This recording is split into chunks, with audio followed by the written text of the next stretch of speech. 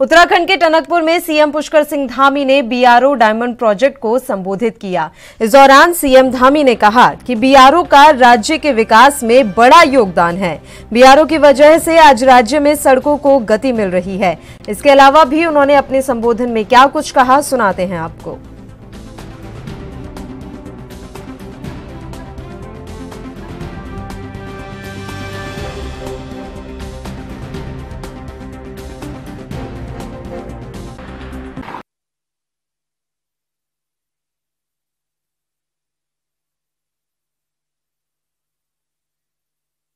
आप सभी को दोनों हाथ जोड़कर, सर झुकाकर आप सबको मैं नमन करता हूं कि आप सब लोग लगातार एक ऐसे काम में लगे हुए हैं जिसमें केवल और केवल राष्ट्र आराधन है। और पिछले काफ़ी समय से, जब से मैं राज्य के मुख्य सेवक के रूप में काम कर रहा हूं, तो मैं देख रहा हूं कि हमारा संगठन बीआरओ भी बहुत कठिन परिस्थितियों में काम करता है। बहुत कठिन रास्तों पर, कठिन रास्ते जहां नहीं है वहां भी रास्ता बनाने का काम करता है।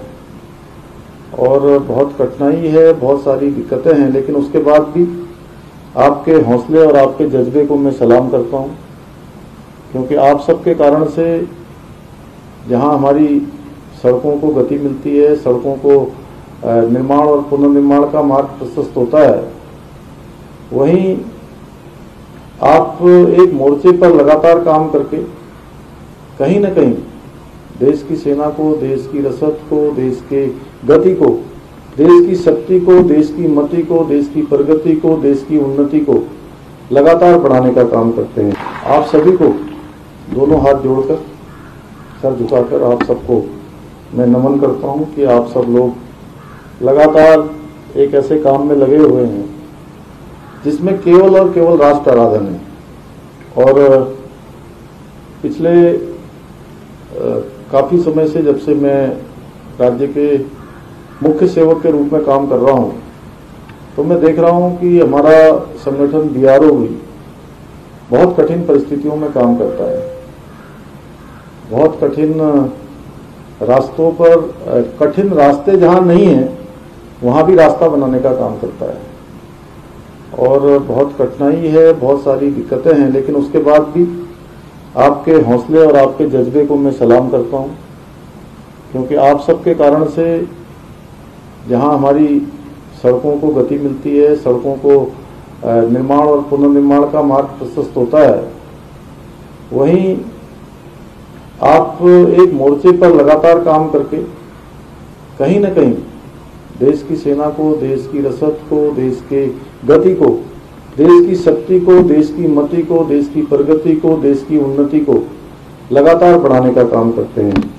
हीरक परियोजना हमारे राज्य के कुमाऊं मंडल में काम करती है और इसके अंतर्गत जहां कैलाश मानसरोवर मार्ग, यात्रा मार्ग, आदि कैलाश यात्रा मार्ग एवं नंदा देवी यात्रा मार्ग जो कि मिलन तक जाता है, उसके निर्माण कार्य में आप जुटे हैं। आपके साथ बहुत सारे लोग और भी जुटे हैं।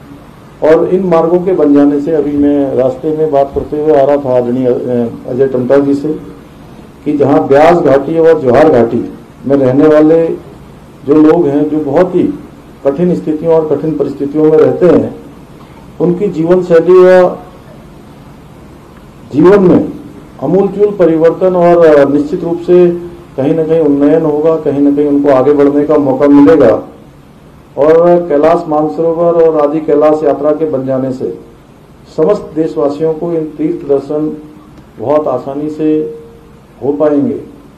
और इतना ही नहीं, हमारे देश के यशस्वी प्रधानमंत्री मोदी जी भी, मैंने उनसे जब पिछली बार यहाँ मायावती अद्वैत आश्रम आने का आग्रह किया था, तो उन्होंने मुझे आश्वस्त किया कि मैं वहां आऊंगा।